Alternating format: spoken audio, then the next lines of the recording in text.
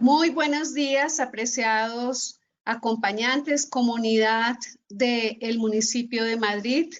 En nombre de la Universidad de La Salle y en especial del hermano Miki Alexander Murcia Suárez, les damos la bienvenida y agradecemos a las directivas del municipio de Mosquera, en especial al señor alcalde Andrés Tobar Forero, su secretario de Educación y Desarrollo Social, John Freddy Marcera, y la doctora Lorena Susana Guzmán, la directora de Educación del municipio de Mosquera.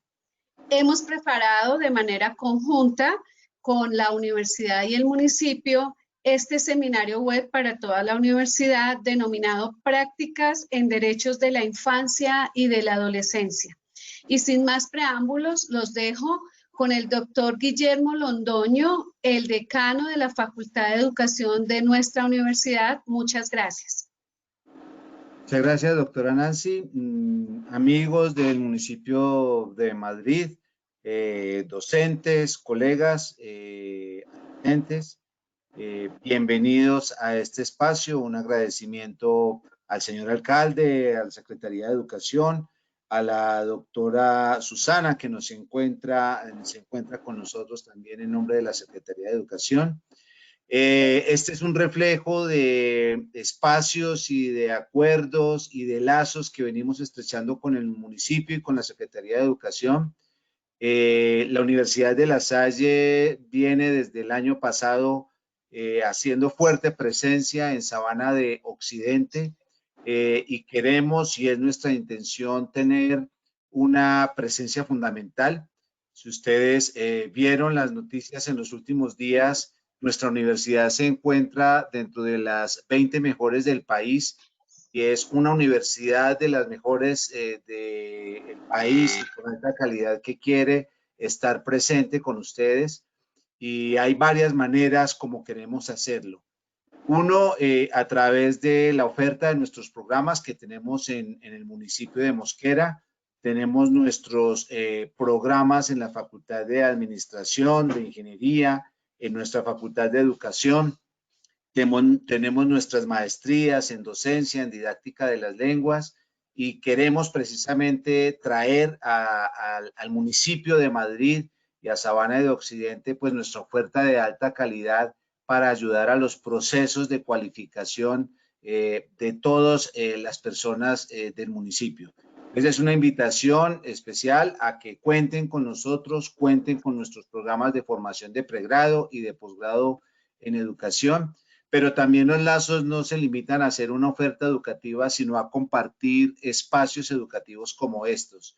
Nos interesa generar lazos a través de temas que son de interés común para todos, y es la razón fundamental por la cual nos estamos encontrando el día de hoy. Poder hablar sobre las prácticas en derecho de infancia y adolescencia, y contar con un experto como el profesor Tito Hernando Pérez, a quien agradecemos realmente que nos haya dedicado y regalado este espacio, pues fundamental poder avanzar en estos procesos. Así que muchas gracias, bienvenidos, y le doy la palabra a la doctora Susana. Muy buenos días para todos. Un cordial saludo de parte de nuestro alcalde municipal Andrés Tobar Forero, de nuestro secretario de Educación y Desarrollo Social, licenciado John Freddy Mancera, y quien les habla, Lorena Guzmán, directora de Educación.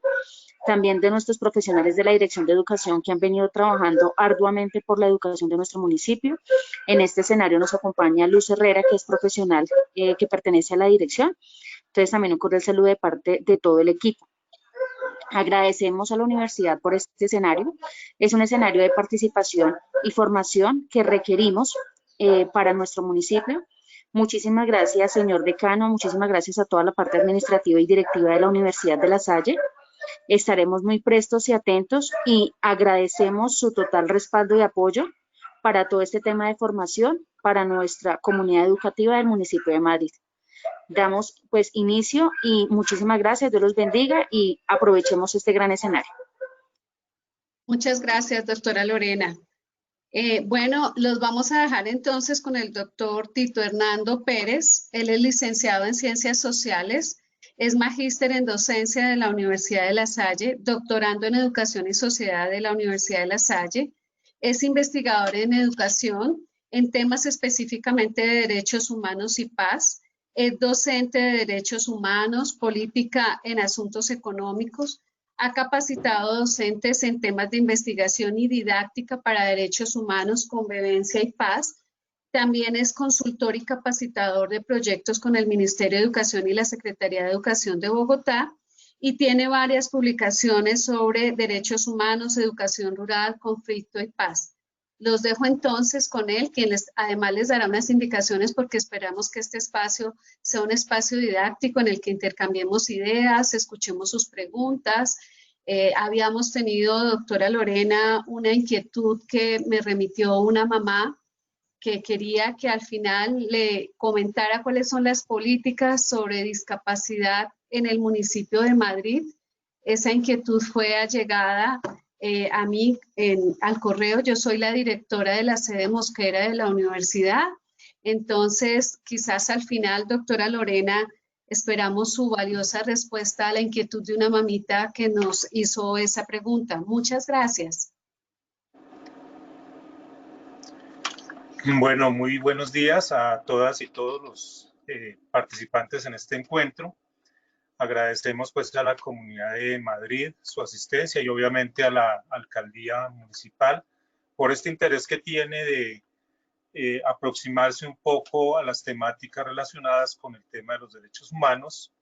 Lo que vamos a presentar acá pues forma parte del acumulado que desarrollamos al interior de la universidad y de los escenarios que trabajamos, digamos, en un ámbito como el tema de los derechos humanos y específicamente los derechos de niños, niñas y adolescentes.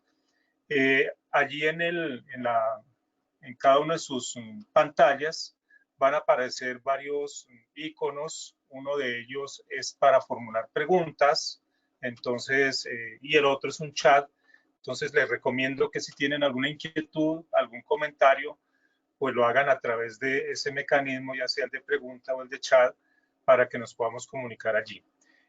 Nancy estará recibiéndonos un poco las inquietudes y a partir de allí generaremos un espacio sobre estas ideas que van a ser muy gruesas en torno al tema de los derechos de los niños, de las niñas y los adolescentes, para que generemos diálogo como comunidad, en el entendido que no solamente están docentes, sino que también están estudiantes, y me alegra mucho que haya la representación o haya algunos padres de familia en esta pequeña charla que vamos a hacer en el día de hoy.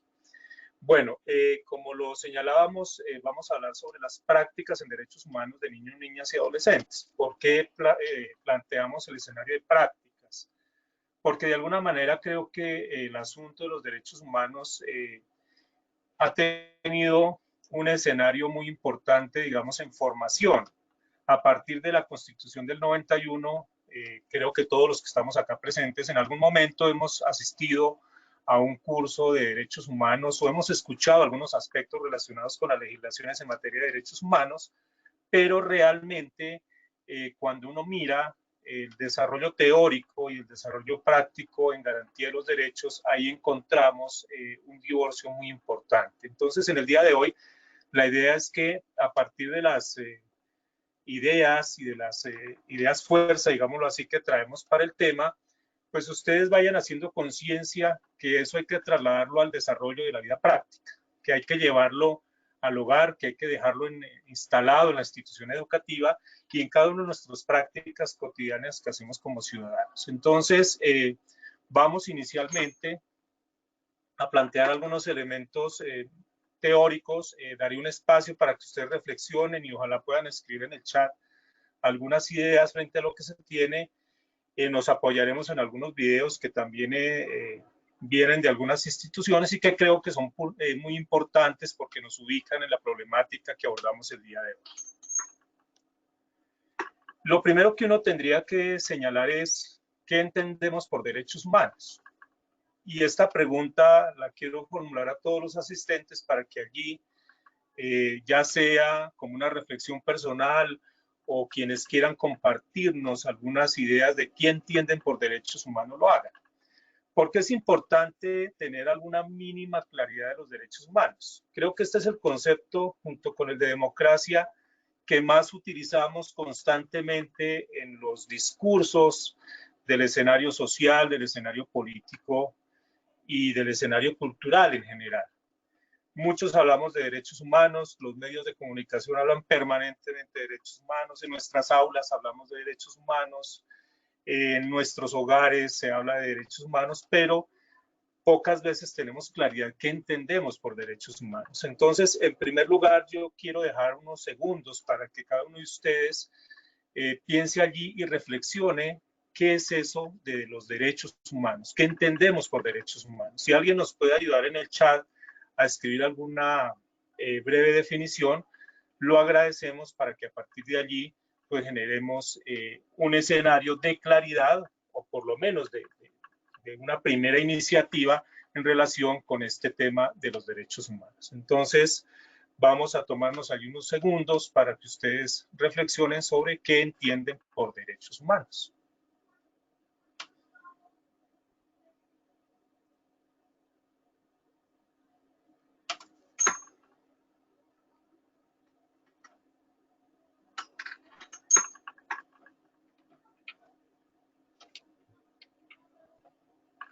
Bueno, les decía que si uno hace un ejercicio de buscar, por ejemplo, en Google o en cualquiera de estos motores de búsqueda que tenemos en Internet, sobre qué son derechos humanos, pueden encontrar ustedes infinidad de conceptos que se emanan de ellos. Aquí voy a tomar uno que trae Naciones Unidas, que lo retoma ACNUR y demás, y ellos indican que los derechos humanos son derechos inherentes a todos los seres humanos. Ese es un primer elemento. Los derechos humanos son de los seres humanos. Ayer, curiosamente, ustedes escuchaban sobre una tutela que se coloca para darle asistencia de salud a una mascota, a un perro, y había una discusión muy interesante si eso sería objeto también del mecanismo de tutela, que es un mecanismo de protección de derechos, toda vez que no se trata de un ser humano, sino de una especie animal. Digamos que ahí hay una discusión muy interesante que esperemos la Corte nos dé algunas luces en estos días. Sin embargo, partimos de la base que estos derechos son para los seres humanos y para todos los seres humanos sin ninguna distinción. Es decir, no puede haber distinción de nacionalidad, no puede haber distinción de lugar de residencia, de orientación sexual, de origen nacional, étnico, color, religión, lengua. Es decir, son derechos inherentes a todos los seres humanos y no debe existir ningún tipo de discriminación para garantizarlos. Es decir, que son exigibles y exigidos por el solo hecho de ser persona. Y el otro elemento que de alguna manera nos plantea es que estos derechos son interrelacionados, interdependientes e indivisibles. ¿Qué quiere decir esto? Que si a mí me afectan, por ejemplo, el derecho a la educación, paralelamente ese derecho a la educación puede estar interrelacionado con otros escenarios de vida. Puede estar interrelacionado con las libertades fundamentales, puede estar interrelacionado con mejores condiciones de vida, es decir, con derechos económicos y sociales. Luego uno no puede mirar un derecho al margen de otros derechos. Por eso se nos dice que son interrelacionados, que son interdependientes. Pensemos en el derecho a la salud, que hoy nos tiene aquí incluso convocados a este espacio más de carácter mediado por tecnologías. Y es que el derecho a la salud, si ustedes lo han visto en estas discusiones de la pandemia, tiene y toca muchos otros derechos, ¿cierto? Entonces se toca el derecho a la salud con el derecho al trabajo, se toca el derecho a la salud con el derecho al bienestar, se toca el derecho a la salud con el derecho a la locomoción, nos tienen en algunos momentos, nos encierran, etcétera, pero entonces lo que uno mira es que un derecho en la medida en que se afecte puede afectar otros derechos y son indivisibles. Yo no puedo decir garantíceme un poquito del derecho a la educación, garantíceme un poquito el derecho a la salud y el resto se lo dan a otra persona o se lo dan a otro sujeto. Entonces, son elementos que siempre están en el quehacer y en la vida de todos los seres humanos. Pero más allá de decir que son derechos inherentes a los seres humanos, yo creo que lo más importante está en esta segunda parte y es que su garantía implica la voluntad política. ¿Voluntad política de quiénes? Voluntad política de quienes están ejerciendo el poder, desde el presidente, los gobernadores, en este caso una alcaldía, donde desde sus apuestas en el ejercicio del gobierno, pues van a generar las políticas necesarias para que la gente tenga esas mejores condiciones de vida, tenga esos derechos humanos garantizados. También necesitamos condiciones materiales. Hoy en día, creo que la pandemia ha evidenciado una cantidad de problemáticas que estaban allí, pero que nosotros posiblemente no éramos conscientes o incluso desconocíamos en la sociedad colombiana, ciertos fenómenos como la pobreza, fenómenos como una salud extremadamente precaria, fenómenos como la deslaboralización, es decir, una gran cantidad de gente que recibía unos ingresos, pero que sus condiciones laborales no eran las óptimas, problemas incluso afectivos, etcétera. Entonces, digamos que deben haber unas condiciones materiales que garanticen esos derechos inherentes a los seres humanos. También deben haber condiciones espirituales, deben haber condiciones que pasan incluso no solamente por el tema de lo económico, por el tema de lo material, por el tema de las decisiones de quienes ejercen el poder, sino también por las condiciones espirituales que tiene cada una de las sociedades. Y también implica una decisión de los estados, de los gobiernos, de la sociedad. Nosotros somos corresponsables en la materia, en la garantía de los derechos humanos y obviamente de cada uno de nosotros como individuos para garantizar esas condiciones de vida digna para todas las personas. Eso sería un elemento central para entender lo que vamos a hablar hoy en términos de derechos humanos de la niñez, de los niños, niñas y adolescentes, que es lo que nos convoca en el día de hoy, nuestra reunión. La siguiente inquietud que yo les plantearía a ustedes es si consideran que existen derechos humanos especiales para los niños, niñas y adolescentes. O simplemente nos podemos mover con las normatividades que hay a nivel universal en materia de derechos humanos. No sé si allí en el chat pueden cada uno escribir su respuesta. Esta es una respuesta muy sencilla, donde nos comentan si ustedes creen que hay unos derechos humanos específicos. ¿Para quiénes? Para los niños, para las niñas y los adolescentes, o simplemente este sector poblacional se mueve con los derechos y las garantías de los derechos universales que emanan principalmente de la Carta de Derechos de Naciones Unidas. Miremos a ver qué escriben ustedes en esas respuestas, si efectivamente ustedes parten de la base de que hay una existencia o hay una normatividad o hay unos derechos especiales para esta población, o simplemente nos movemos con los derechos generales. No sé si Nancy tiene allí algún datico de lo que han escrito nuestros asistentes. No, Tito, hasta el momento tenemos... hay una, Natalia, muchas gracias por participar. Nos indica Natalia que sí, que existen derechos para los niños, propios para ellos. Listo, Natalia, muchísimas gracias. ¿Quiénes más? A ver, ¿qué consideran? ¿Si hay normatividad específica o nos movemos todos con los derechos universales que tenemos? Lisette Castillo dice que sí hay derechos también especiales para los niños, y ya de Andrea Martínez nos está diciendo que existen derechos para los niños, jóvenes, para los adolescentes, que hay derechos a la educación, que hay derecho a la vivienda y que hay otros derechos. Muchísimas gracias. Efectivamente, ya digamos que hay un marco general de derechos, que son los derechos que vienen de las declaraciones, de resoluciones y convenciones que se han generado, pero dentro de la historia de los derechos de los niños también vamos a encontrar que se tuvieron que hacer unas normas especiales. Tan especiales son que, por ejemplo, en el caso colombiano, la Constitución Política establece que los derechos que prevalecen por encima de cualquier otro derecho a cualquier persona son los derechos de los niños, niñas y adolescentes. Me explico. Si tenemos un conflicto de unos derechos o de un derecho que se aplica a un niño, niña o adolescente en relación con un derecho de un adulto, de una persona mayor de 18 años, para nuestro caso, prevalece el derecho del niño. Entonces, eso es importante que lo tengamos muy claro, que por encima de cualquier teoría de los derechos, de cualquier normatividad de los derechos, prevalecen los derechos de los niños, niñas y adolescentes.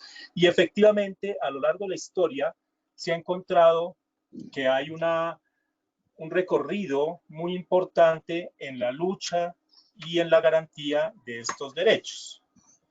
Tito, sobre ese tema, Jenny te está diciendo que como son menores de edad, ellos deben ser protegidos.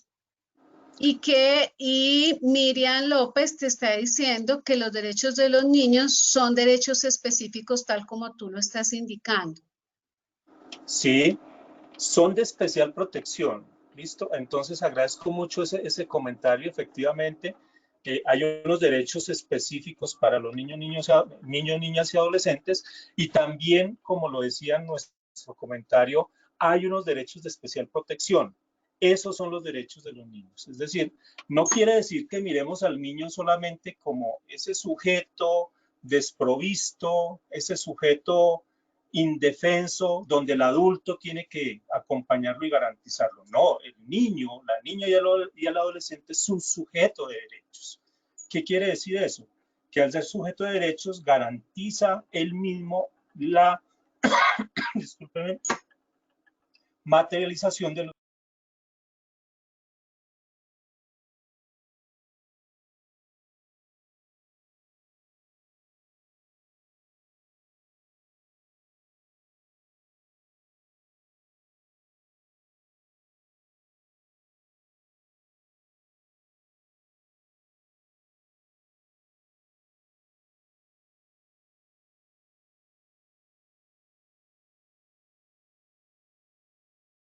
con ustedes, estoy un poquito disfónico.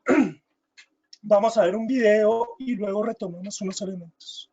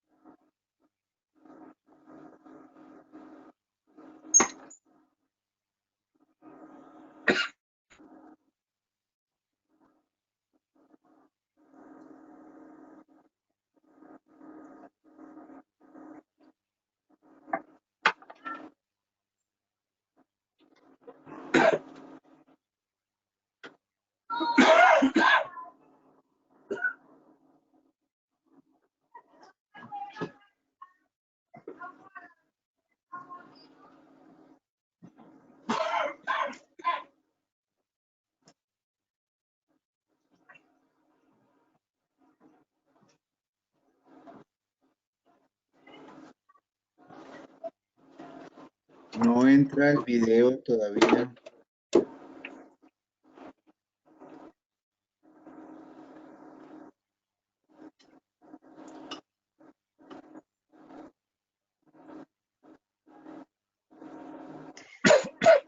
Hay dos formas.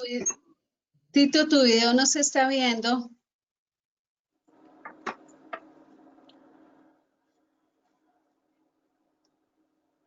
Hay dos formas, que el profesor Tito lo ponga en su pantalla, es decir, darle clic al enlace que sale debajo del título de la Evolución Internacional de los Derechos del Niño, o que ingresen el enlace en el chat para que las personas lo puedan ver cada uno desde su computador.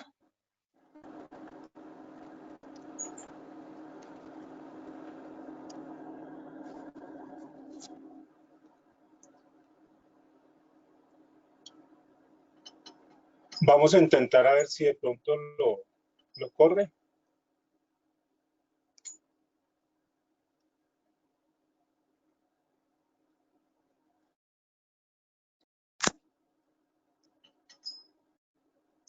Bueno, la idea es, ustedes tienen allí en un link los videos.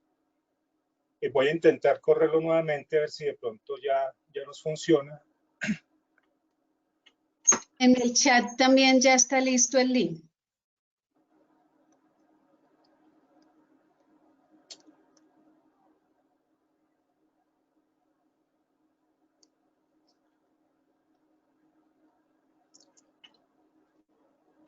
Bueno, yo creo que entonces vamos a verlo desde el chat.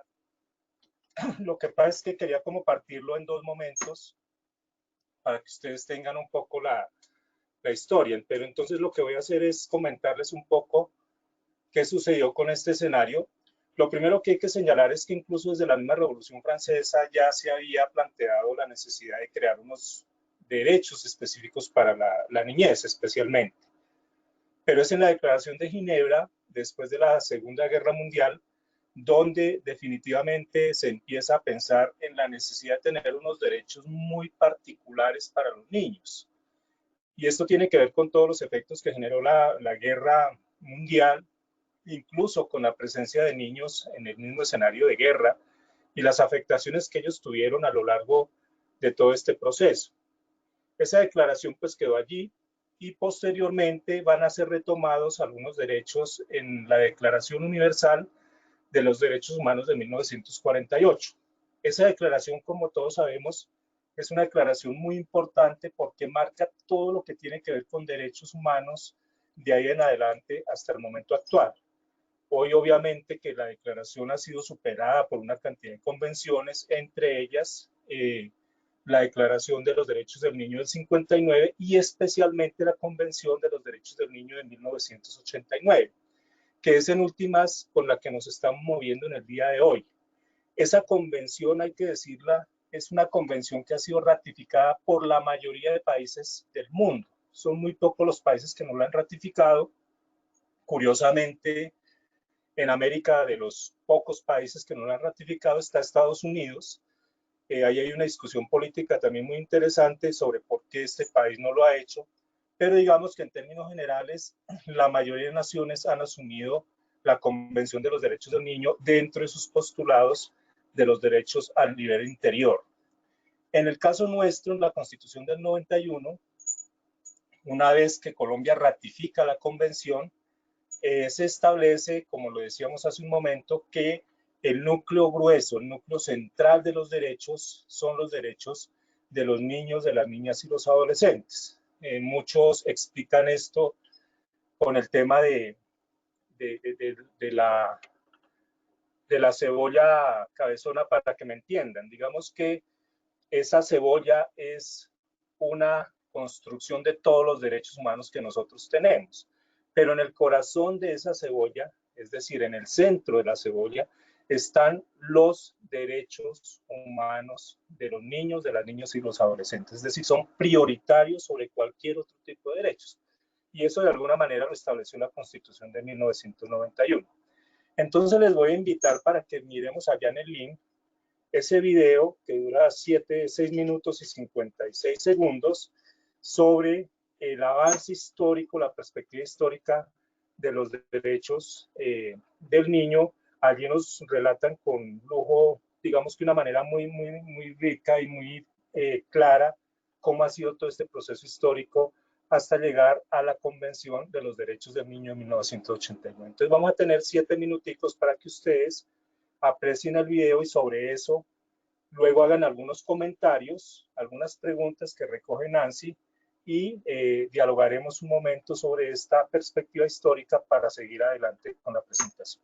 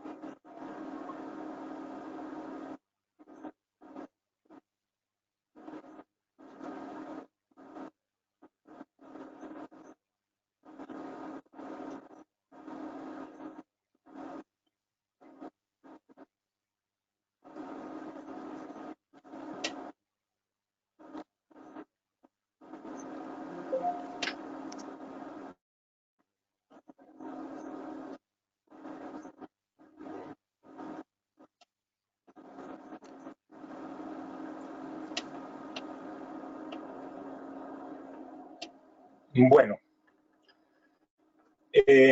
vamos a abrir un espacio acá para que ustedes nos comenten algunos elementos relacionados con el video, cómo vieron este tema de los derechos del niño, qué opiniones les suscitan tanto la Declaración de Ginebra como la Declaración de los Derechos del Niño del 59 y especialmente la Convención de los Derechos del Niño. Si quieren pueden escribirnos algunas ideas ahí en el chat. Nancy no las recibe y nos las compartirá posteriormente. Tito, yo creo que es una docente o es una mamita, tal vez debe ser una docente, la profesora Miriam López, me disculpa si no es docente, nos dice que en estos momentos los derechos de los niños están siendo vulnerados por las múltiples muertes, violaciones, y que no es justo que sufran tantos maltratos desde el hogar. Y agregado a esto, la misma sociedad. Fernanda Torres nos dice que las Yo familias... creo que el planteamiento de... Sí. No, Fernanda Torres nos dice que las familias son las primeras garantes de los derechos de los niños y que por eso es importante trabajar articuladamente en los procesos de reconocimiento, titularidad y garantía de derechos en la triada familia, Estado, escuela. Listo, Sí, yo Tito. creo que el planteamiento, gracias Nancy, el planteamiento que nos hace tanto Miriam como Fernanda es muy importante. ¿Por qué? En primer lugar es que efectivamente, pese a que se han suscitado tantas declaraciones de derechos, pese a que tenemos las convenciones de los derechos del niño y que estos forman parte de los derechos fundamentales, por ejemplo en el caso colombiano, las violaciones a sus derechos son permanentes y tienen que ver con varios asuntos. En primer lugar, con prácticas culturales que de alguna manera nosotros tenemos al interior de nuestras sociedades, ¿cierto? No es extraño encontrar al papito o a la mamá que golpea al niño y si usted le va a decir que por qué lo golpea, pues sencillamente le dice que porque es su hijo. Entonces lo considera como un objeto, como alguien de su propiedad y realmente no lo considera como el sujeto de derechos. Es decir, ser sujeto de derechos implicaría que no tendría por qué haber esta violencia física ni la violencia psicológica frente a ellos, y eso empezaría ya a erradicar un poco las prácticas de violaciones de derechos humanos que a veces incluso ni siquiera las concebimos como violaciones, insisto. Si es mi hijo, yo tengo derecho a pegarle, a golpearlo, a maltratarlo, porque es niño, porque es niña, porque es menor de edad, etcétera, y yo tendría como toda el derecho pues para hacer con él de alguna manera estas prácticas que consideran son correctivas de las acciones que ellos hacen. Entonces, esto tiene que ver, insisto, con las prácticas sociales que construimos y también tiene que ver con el desconocimiento mismo de los derechos. Por eso insistía en que desconocer que los niños son sujetos de derechos es supremamente delicado, porque eso indica que si no los reconocemos como sujetos que tienen unos derechos, como cualquier adulto, como cualquier persona mayor, pues obviamente nos abrogamos el derecho a recibir un maltrato.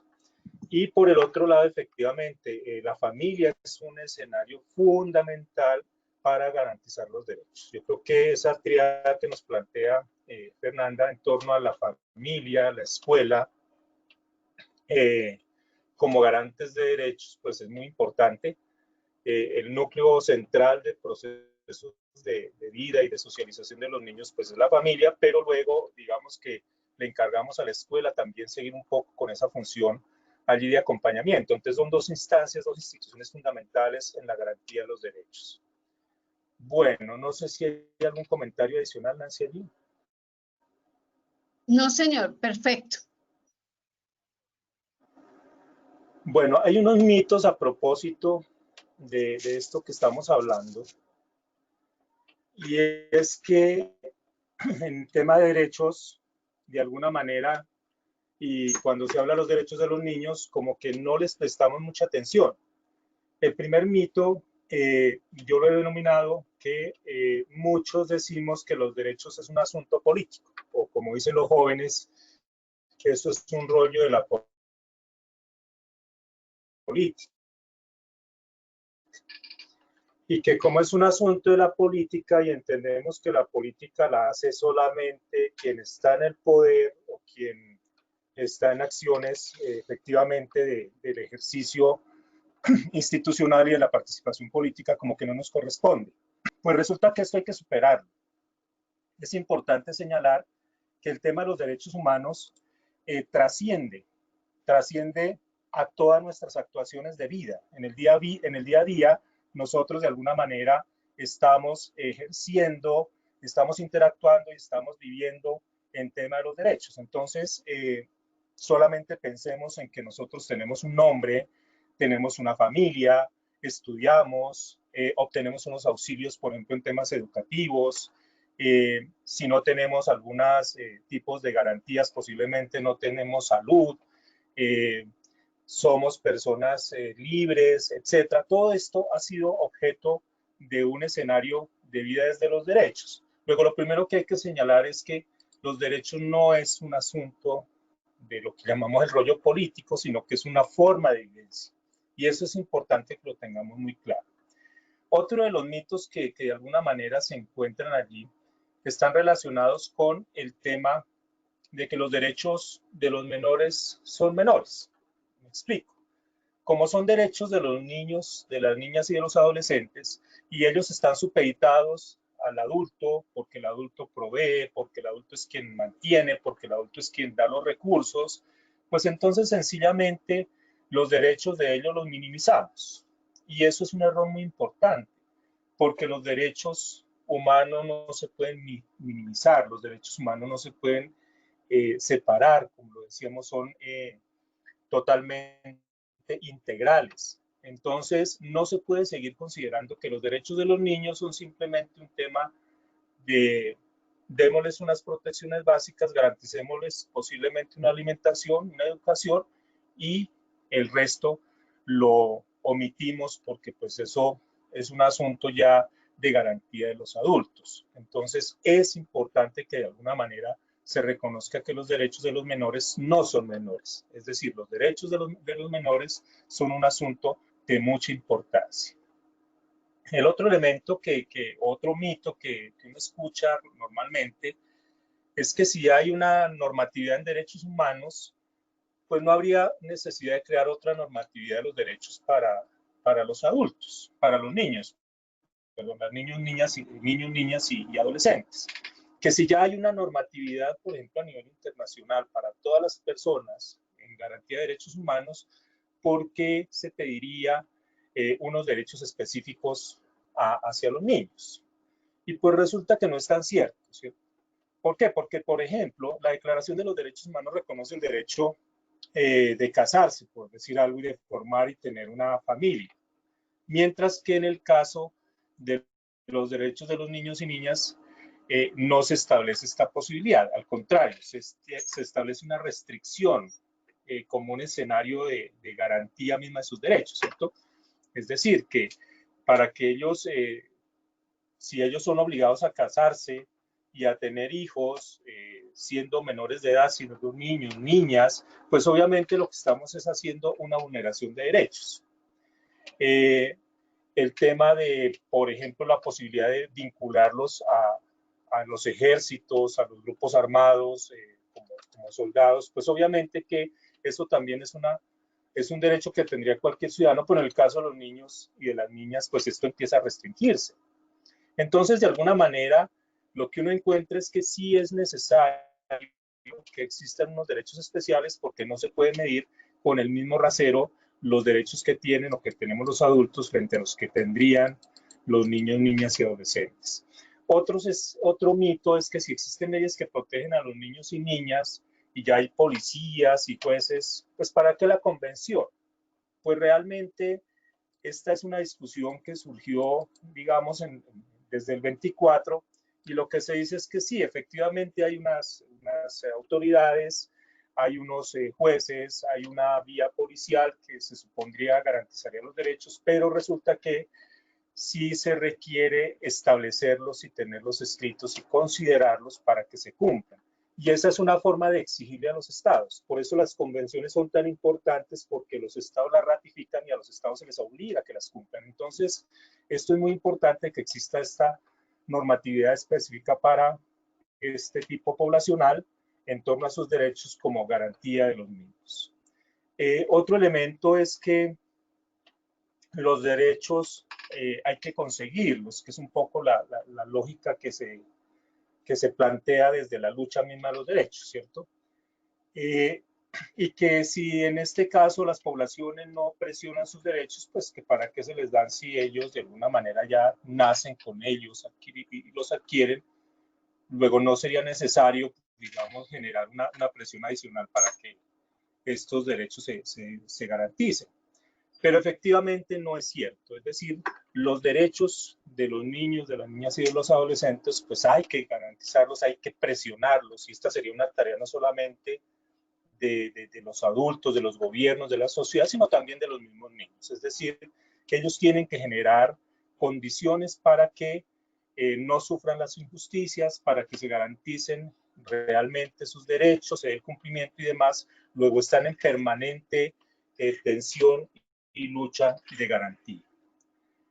Otro mito que pues allí les menciono es que estos incumplimientos de los derechos son algo lejano, como que se considera que normalmente los niños y las niñas y los adolescentes están protegidos, tienen garantías, pero cuando uno ve la realidad, y ya lo anotaba acá Miriam y Fernanda, cuando uno ve las realidades que tenemos en el contexto colombiano, lo que uno encuentra es que son de las poblaciones más vulnerables en derechos. Prácticamente, digamos que los extremos de los grupos etarios en este momento son los más débiles en materia de garantías de derechos. Me refiero a los niños, niñas y obviamente a los adolescentes, pero también a los adultos.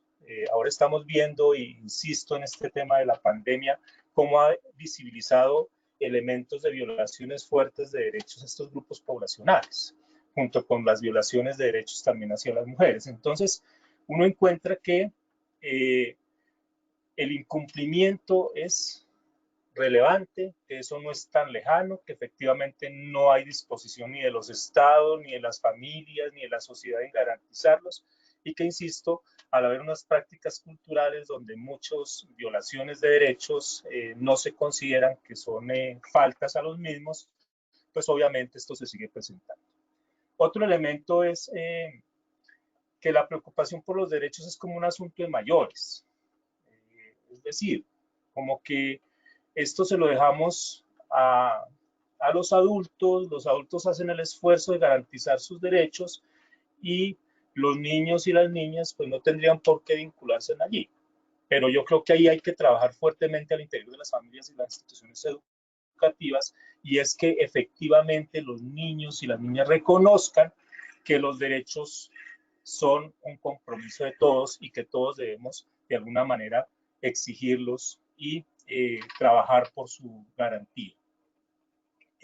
Otro de los tantos mitos es que los derechos de los niños solo tienen que cumplirlos los adultos, ya lo habíamos dicho, como que se le delega a los adultos el cumplimiento de los mismos porque consideramos que los niños son débiles, son ciudadanos en formación, etcétera, cuando realmente no, son sujetos de derechos, son ciudadanos que no ejerzan el voto como lo ejercemos después de los 18 años, que no tengan cierto tipo de responsabilidades y obligaciones, no quiere decir que no tengan la calidad de ciudadanos y de sujetos de derechos para hacer cumplir los mismos.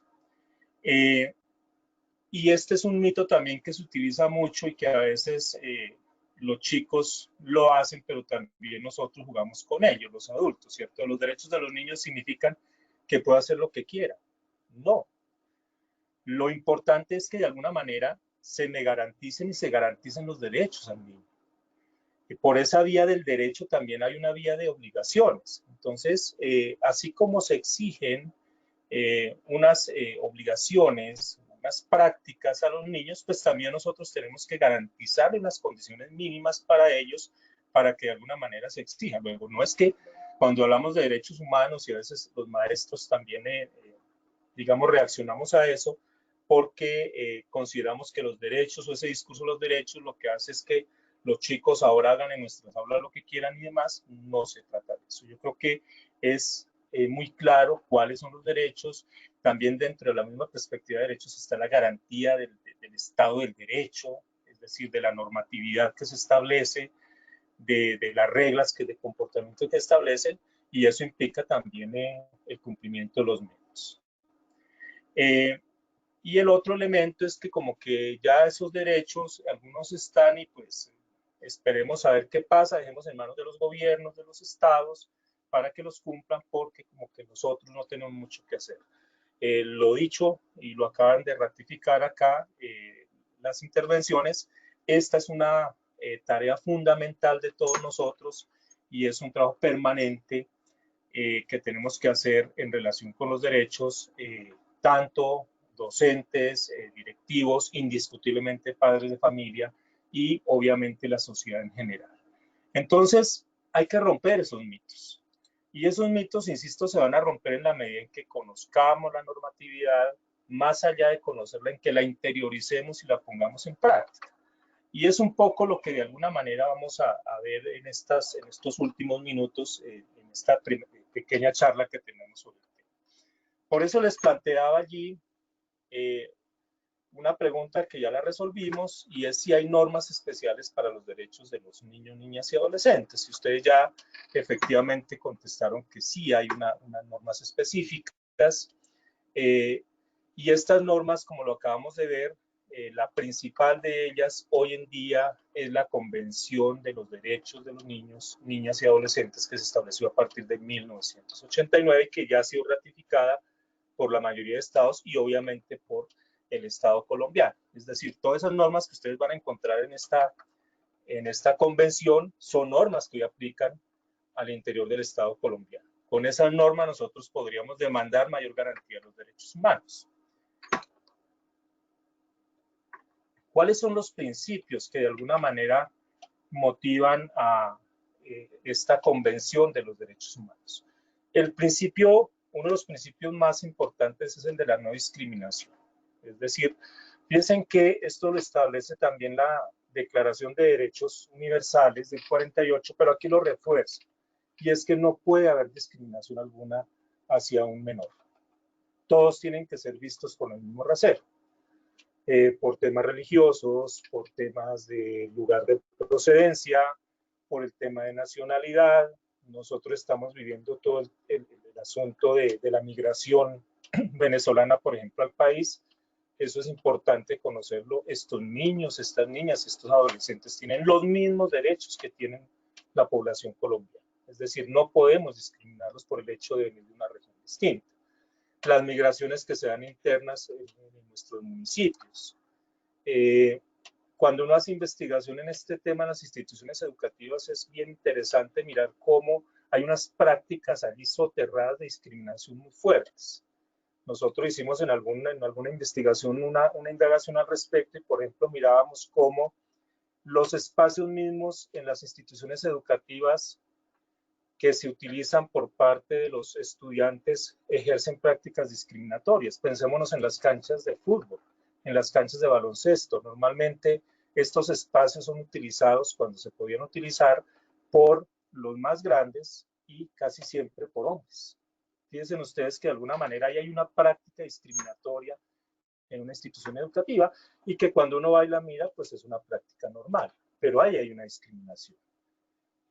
cierto tipo de labores que se orientan mucho más para los hombres y otro tipo de labores que se orientan más para las mujeres en las prácticas propias de las instituciones educativas. A veces también hay que mirar que allí hay unos procesos de discriminación muy relevantes. Entonces, un principio fundamental es que no debe existir ningún tipo de discriminación en este sector. El otro elemento es, y ya lo hemos reiterado en esta charla, y es que el interés superior en materia de derechos humanos recae sobre los niños, niñas y adolescentes. Eso es fundamental, es decir, por encima de cualquier derecho y de cualquier grupo etario, prevalecen los derechos de los niños, de las niñas y de los adolescentes sobre el resto de personas. Otro principio que establece la Convención es indiscutiblemente el derecho a la vida, a la supervivencia y al desarrollo. Al desarrollo, el derecho a la vida en condiciones dignas. El derecho a la supervivencia también en condiciones de dignidad y el del desarrollo también en procesos de dignidad.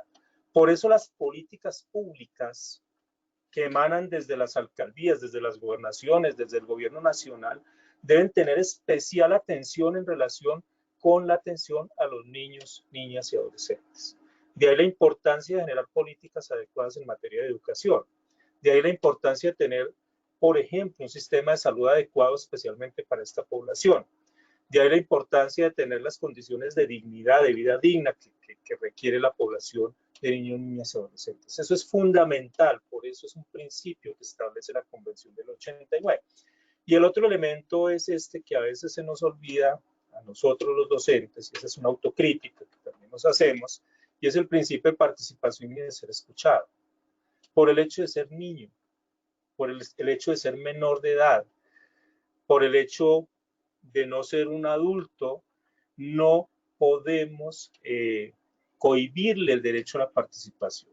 No podemos cohibirle el derecho a la palabra. Es decir, esto es fundamental. Si nosotros queremos formar buenos ciudadanos, buenas ciudadanas en el proceso de vida de una sociedad, debemos estar muy atentos por garantizar este principio. Aquellos chicos y chicas que están acá hoy acompañándonos, los invito a que siempre estén en procesos muy activos de participación, siempre exijan el respeto por sus ideas, siempre exijan el respeto por su argumentación. Y a los colegas docentes, pues la invitación es a que demos esa oportunidad, abramos esos espacios de participación, de escucha que debemos darle a los niños y niñas. Y a los padres y madres de familia, indiscutiblemente que es importante construir escenarios democráticos, escenarios de diálogo, escenarios de participación en nuestras familias. Por allí podremos empezar a cambiar las prácticas que tenemos en el ámbito educativo y en el ámbito de familia en relación con los derechos. Vamos a ver si corre este video y si no, invitaría para que por favor miren. Lo vean allí en el link. No sé, Nancy, si de pronto hay algún comentario mientras voy ubicando acá. No, señor, hasta el momento estamos al día. Listo, entonces ya le indico cuál es el link que tenemos para esta parte.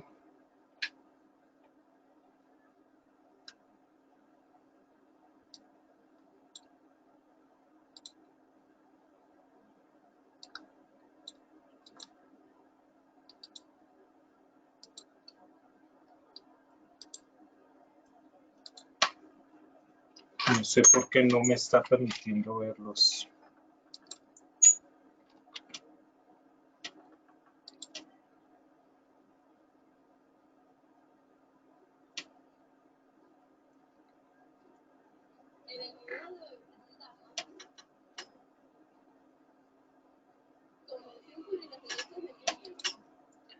Vamos a pedirles el favor que miren un videito que está allí de 4 minutos, muy corto pero también muy claro, que se titula Convención sobre los Derechos del Niño. Entonces, invito a que por favor lo miremos.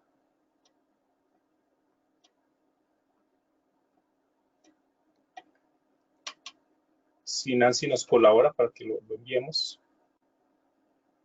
Ya está en el chat listo. Listo, entonces vamos a darle 4 minuticos allí para que ustedes miren ese video sobre la Convención de los Derechos del Niño.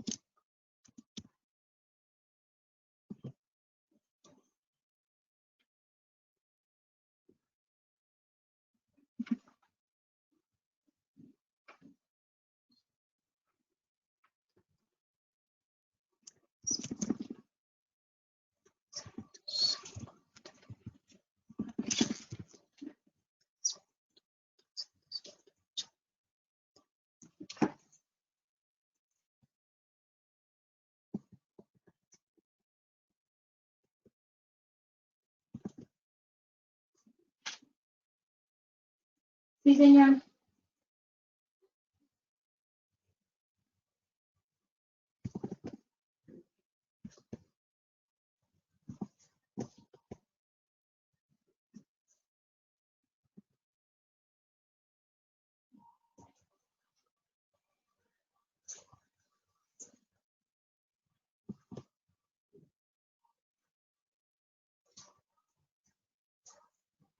Bueno, ustedes allí se plantean pues esos principios que habíamos mencionado anteriormente, ¿cierto? El de la no discriminación, el del interés superior de los niños, niñas y adolescentes, el derecho a la vida, a la supervivencia y el desarrollo, y todo el tema de participación.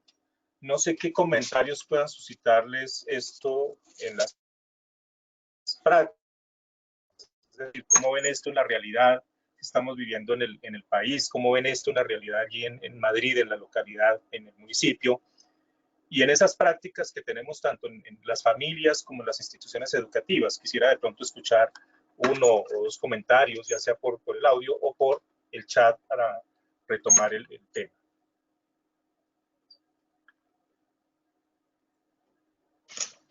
Tito, Omar Augusto Pérez pregunta o hace una afirmación, dice, si hay derechos para los niños, ¿por qué hay tantos niños maltratados?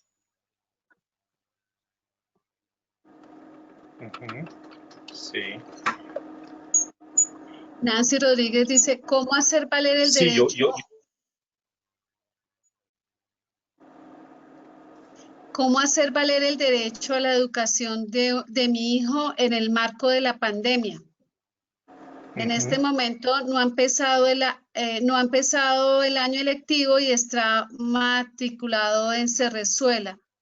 No sé si todavía está la directora de educación para que nos ayude con esta pregunta de Nancy. No, no se encuentra, pero si hay una, es Lorena Susana Guzmán. ¿Le habilitamos? Sí, a ver si Lorena nos ayuda con esta inquietud de la mamita Nancy. Lorena Susana Guzmán. De Nancy Rodríguez, dice que cómo hacer valer el derecho a la educación de mi hijo en el marco de la pandemia, que no ha empezado el año.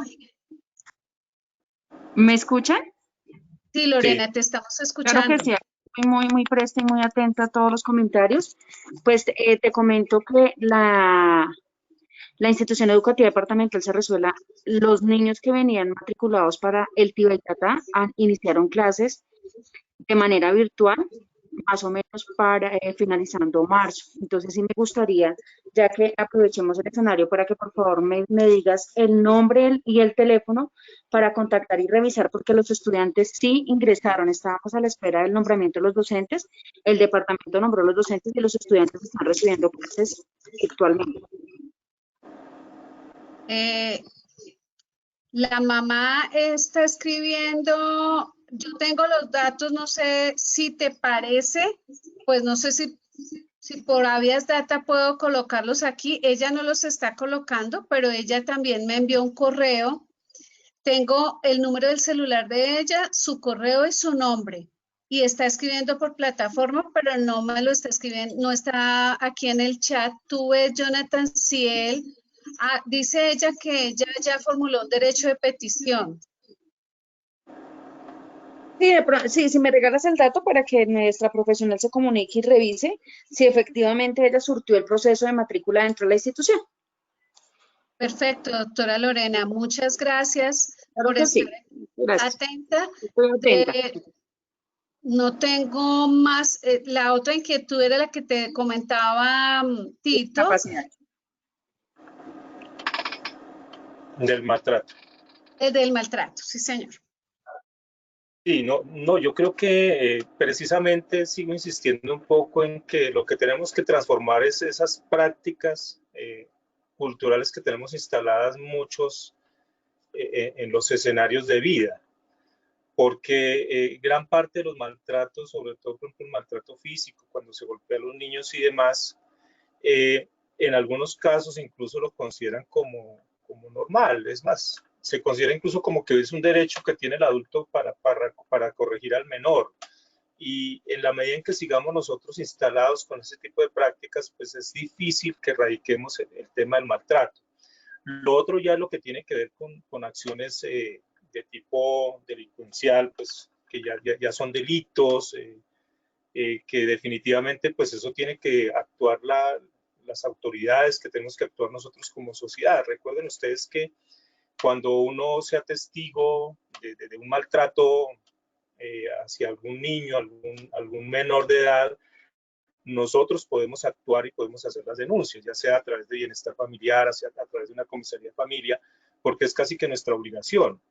Y en eso, por ejemplo, los colegas docentes que trabajan con niños, niñas y adolescentes, pues tienen esa tarea fundamental de denunciar cualquier atropello, cualquier circunstancia que ellos evidencien sobre un niño, sobre una niña, en relación con violación de derechos, porque prácticamente nosotros tenemos esta función protectora y de denuncia, pero cualquier persona lo podría hacer. Entonces yo creo que aquí lo que hay que generar es, insisto, una transformación en las prácticas de la gente, que entiendan que el niño no es un objeto con el cual yo puedo hacer lo que se me venga en gana, disculpen el término, sino que se entienda que es un sujeto de derechos, como nosotros también lo somos, y que en esa perspectiva pues él tiene unos derechos y que hay que garantizarlos.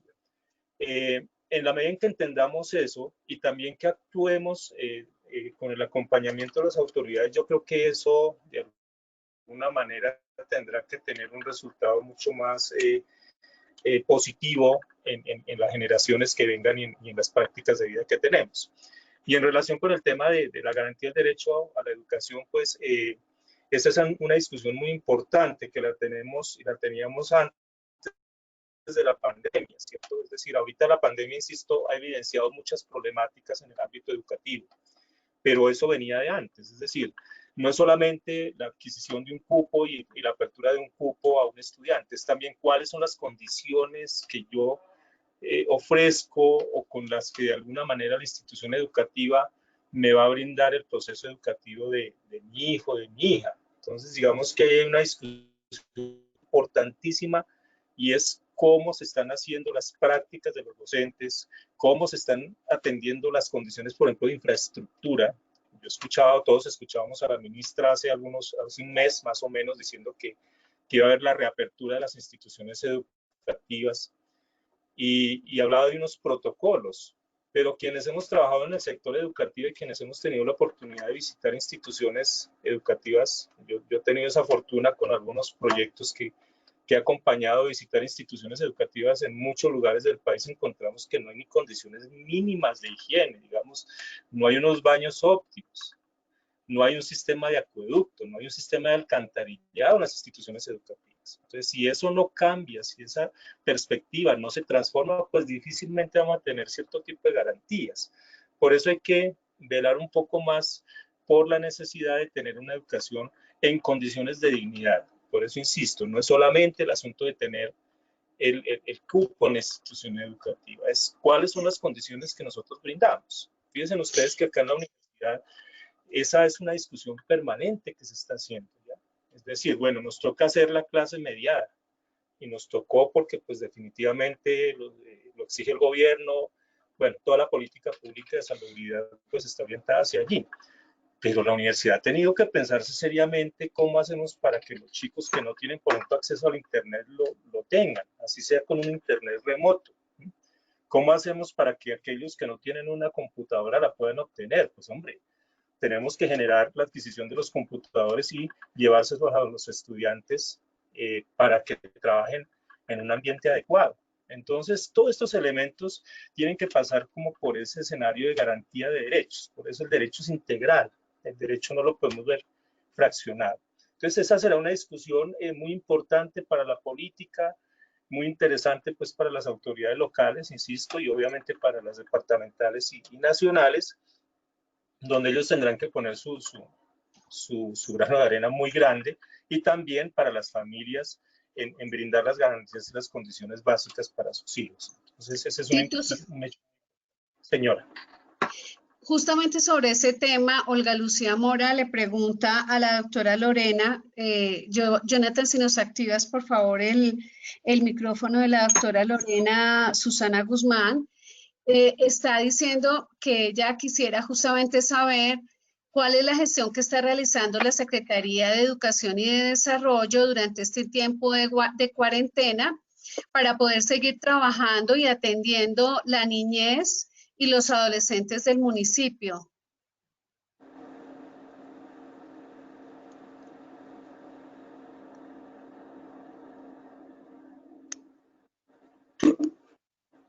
Y el profesor Omar Augusto Pérez hace la aclaración también que ellos están trabajando desde marzo y que aunque lo están haciendo virtualmente, efectivamente han continuado con la labor educativa. No sé si la doctora Lorena, Ahora estamos intentando integrar. Le estoy intentando también activar el micrófono. listos. Claro que sí, pues nos permitimos informarles que desde la administración municipal, en cabeza de nuestro señor alcalde, nosotros, como ustedes muy bien saben, somos un municipio no certificado en educación, pero hemos venido apostándole a unas estrategias para contribuir y apoyar a las instituciones educativas de carácter oficial del municipio. En este caso, hemos diseñado la estrategia de docente a la radio, a través de la cual los estudiantes reciben clases los días, ¿verdad? Los días lunes, martes, jueves y viernes, a través de la emisora Cundinamarca Estéreo.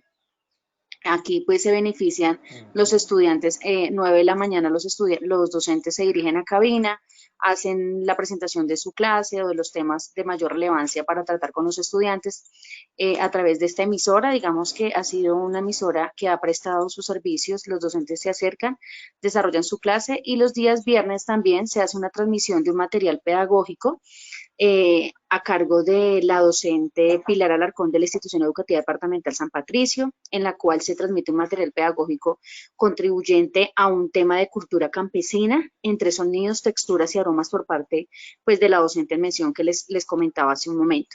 Entonces, inicialmente, pues tenemos la estrategia docente a la radio, también ampliando pues el tema de la formación para los docentes, hemos diseñado la estrategia de formación para formadores, con ACIPET, que es la Asociación Colombiana de Ingenieros de Petróleos, también hemos hecho capacitación para estudiantes, para docentes en temas ambientales, para este caso pues 30 docentes, con la UNAP, hemos realizado también encuentro entre sinergia entre la pedagogía, contenidos digitales y emociones negativas.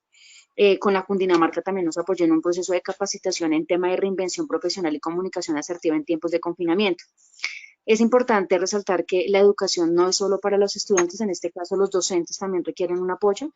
Entonces, en ese proceso educativo es importante que toda la comunidad educativa se encuentre respaldada y apoyada por parte de la administración.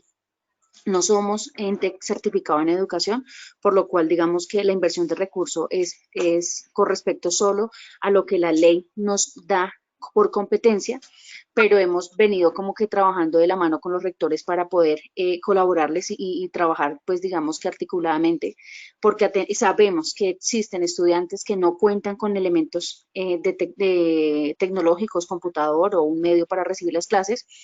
Los rectores han hecho una labor ardua, una labor muy importante en el municipio también. Algunos de los rectores sabemos que no contamos con muchos computadores para educar. De acuerdo a la directiva 5 solo permiten el préstamo de sus computadores. Digamos que en este caso los rectores pues dieron prioridad a los estudiantes que no contaban con el recurso en el caso pues de los chicos que tienen discapacidad. El Cerrezuela prestó unos computadores para que los estudiantes recibieran la clase. Es muy difícil poderle llegar al 100% de préstamo de computadores teniendo en cuenta que no cuentan con estos elementos dentro de la institución educativa. Entonces, digamos que pues eso es lo que hemos venido desarrollando. Adicionalmente, pues Madrid Bilingüe, el cual abrió aproximadamente 1000 cupos para los que quisieran vincularse a realizar el curso de inglés y el curso de francés por parte del SENA. Digamos que eso es lo que hemos venido realizando y hemos pues también venido realizando reuniones con los rectores para apoyarlos y acompañarlos en los procesos. Para los niños, niñas y adolescentes también se ha hecho proceso de capacitación y formación. Tenemos 25 representantes de uno de cada institución educativa. La idea es que ellos repliquen toda esta información a sus estudiantes y puedan contribuir en mejorar los procesos que llevan. Muchas gracias.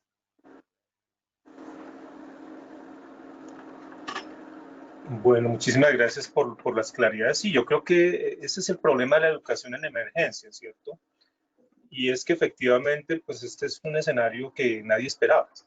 Y el ejercicio de la política y las decisiones de la política a veces están mediados por otro tipo de decisiones como las que están viviendo acá en el municipio. Pero de alguna manera lo importante es cómo se reacciona para dar un sistema de educación lo más adecuado posible.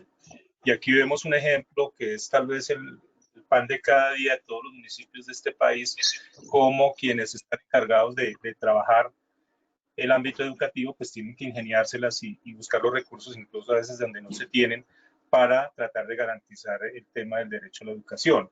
Por eso no quería quedarme tanto en el escenario de la pandemia, sino mirar un poco que esto es un asunto más estructural en torno con ese derecho fundamental que tiene todo colombiano y especialmente el derecho de los niños, niñas y adolescentes en relación con el derecho a la educación. Y esto me conecta un poco con los derechos que de alguna manera se derivan de esta normatividad especial de la Convención del 89, donde no solamente se contemplaron derechos civiles, sino que se contemplan derechos de todo estilo en la convención. Es decir, es una convención integral donde recoge derechos civiles y políticos, donde retoma derechos económicos, sociales y culturales, y también derechos colectivos relacionados con el medio ambiente y la paz. Entonces, digamos que en el ejercicio de esta convención, pues hay un derecho fundamental más allá de la convención, indiscutiblemente, que es el derecho a la vida, el derecho a la igualdad, que ya lo decíamos, a que nadie sea discriminado. Hay unos ejercicios de discriminación que llamamos discriminación positiva, y es en el caso, por ejemplo, de las personas que tienen algunas limitaciones o que históricamente han sido discriminadas, donde la política de derechos y las políticas de gobierno normalmente discriminan positivamente. El ejemplo creo que nos lo daba la doctora hace un momento, donde hay una priorización de dar equipos, por ejemplo, a las personas o a los niños, niñas que están en situaciones o con condiciones especiales. ¿Qué tenemos que hacer? Aquí los discriminamos positivamente para favorecer mucho más su crecimiento y llegar a generar unas condiciones de igualdad. En algunos casos, por ejemplo, los cupos en universidades que se ofrecen a ciertos grupos poblacionales con mejores condiciones, pues eso son discriminaciones, pero para mejorar las condiciones de vida. Esa es la única que uno podría eventualmente aceptar. En principio, pues se promulga el derecho a la igualdad y la garantía de las libertades. Esto es importantísimo, la defensa de las libertades individuales, el derecho a expresar la opinión, ya lo decíamos, y, por ejemplo, el derecho a tener un juicio justo. Por el hecho de que sea un niño, una niña, un adolescente, no quiere decir que yo no le vaya a garantizar un juicio adecuado. En las instituciones educativas tenemos que ser muy cuidadosos con eso. Nuestros niños, niñas y adolescentes cometen faltas, eso es parte del ser humano, no hay seres humanos perfectos. Pero esas faltas hay que tratarlas de acuerdo a los procedimientos establecidos, es decir, hay que escucharlos, hay que darle la posibilidad de la defensa, no hay que condenarlos a priori, sino que hay que generar un proceso formativo allí. Para eso se establecen los manuales de convivencia, para eso se establece que los niños también participen en estos escenarios.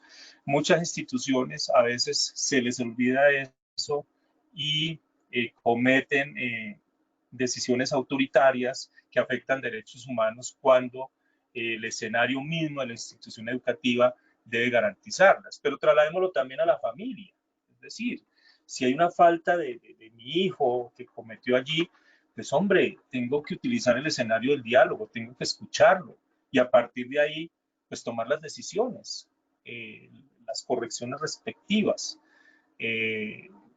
las sanciones, no las sanciones de vulneración de derechos, sino una sanción que esté adecuada, digamos, a acompañar a este menor en sus procesos de vida. Entonces eso es importante. Prácticamente este tema del derecho a tener un juicio justo no es solamente un asunto de lo legal, sino también un asunto de la vida cotidiana, donde todos tenemos que tener como esa posibilidad de escuchar, de defendernos, de expresar cuando se cometen ciertas faltas y a partir de allí pues tomar las decisiones respectivas. Están todos los derechos de segunda generación, que es un poco en lo que estamos acá centrados en este momento, ¿cierto? El derecho a un nivel de vida adecuado, es decir, no es solamente el hecho que esté viviendo, ¿cierto? Hace algunos años un ministro decía que en Colombia nadie se moría por hambre, que eso era una mentira. Pues claro, podrían tomar agua de panela y pan, pero las condiciones de vida de ese niño o de esa niña pues no eran las adecuadas para sufrir escenarios ambientales, para enfrentar unas enfermedades o qué sé yo, pues se morían por otra causa, pero efectivamente no hay unas condiciones de vida adecuadas para garantizar esa vida digna que se tiene allí, ¿cierto?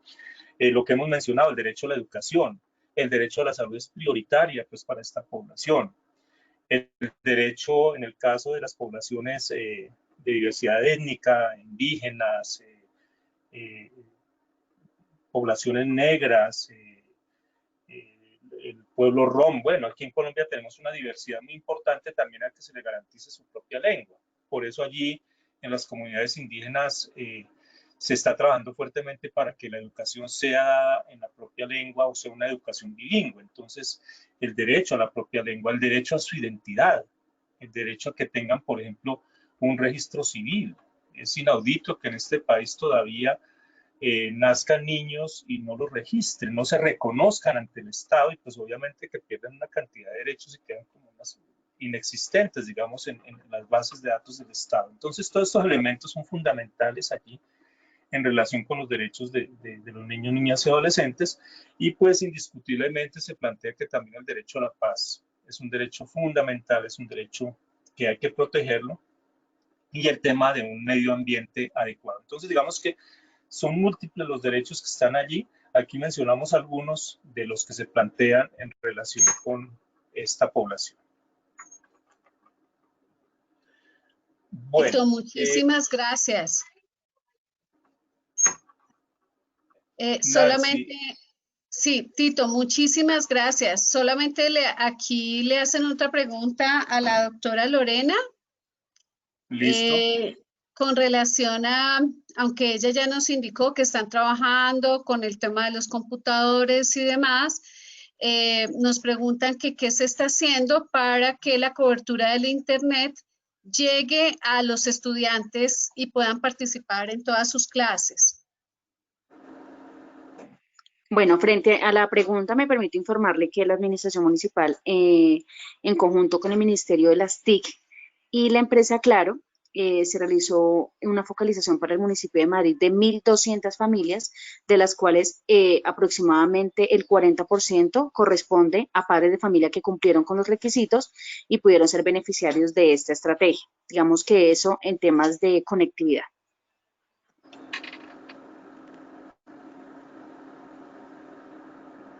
Muchas gracias, doctora Lorena.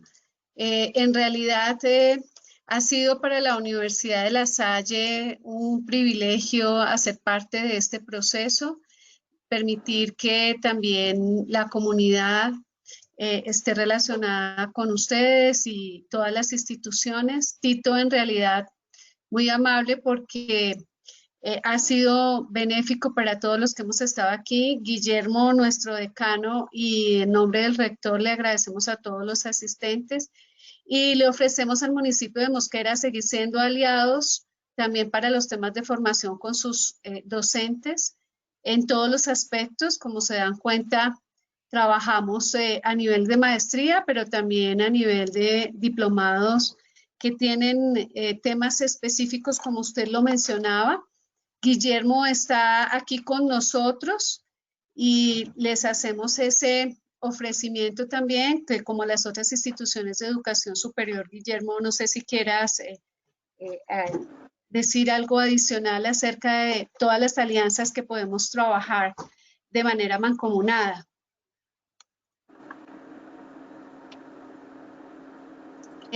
No. Ya, gracias. No, Nancy, simplemente para no abusar del tiempo de la gente y del hambre de la hora del almuerzo, agradecerle al doctor Tito de verdad esta charla tan interesante, la participación de la comunidad y solo reiterar el interés de la universidad y de la Facultad de Ciencias de la Educación a trabajar de la mano con ustedes en todo lo que requieran para los procesos de desarrollo profesional docente y los procesos de mejora continua en la educación. Muchas gracias a todos por participar. Gracias. Doctora Lorena, le dejamos la palabra y doctor Tito, nuevamente muchas gracias porque sin usted no hubiera sido posible este valioso espacio. Bueno, muchísimas gracias. Dale, profe, dale. No, agradecerles y pues este es un tema que quedará siempre en un escenario de punta y de discusión y yo creo que es fundamental para hacer una propuesta de vida allá en el municipio y me alegra mucho que ustedes como administración se estén vinculando a todos estos procesos. No, pues Madrid queda altamente agradecido. Muchísimas gracias al decano, a la parte administrativa y al profe Tito. Excelente tema. Me tuvo acá entretenida, a pesar de las múltiples situaciones que se presentan aquí alrededor. Muchísimas gracias. De verdad que es importante resaltar mucho de los derechos de los niños, niñas y adolescentes en el municipio. Te comentamos que aquí como administración contamos con la mesa de niños, niñas y adolescentes y le apuntamos al tema de los derechos. Entonces, muchísimas gracias de verdad. Fue muy provechoso este espacio. Esperamos no sea la primera vez, sino que tengamos otros escenarios que podamos participar con muchos otros temas que ustedes como universidad nos pueden fortalecer. Estamos muy atentos, muy prestos para realizar cualquier tipo de articulación o convenio desde la administración municipal. Muchas gracias por este espacio, por el tiempo. Dios los bendiga, que tengan un excelente día y recuerde que en Madrid Crece Contigo está disponible para todo lo que requieran. Muchísimas gracias. Muchas gracias a todos los asistentes, a los estudiantes, a los padres de familia, a los docentes y a los directivos docentes y a los directivos del municipio. Nuevamente, la grabación la tendrá el municipio de Madrid, que también pueden compartirla por redes porque hace parte de un material académico y educativo para ustedes, hecho desde la universidad para el municipio de Madrid. Dios los bendiga y que estén muy bien.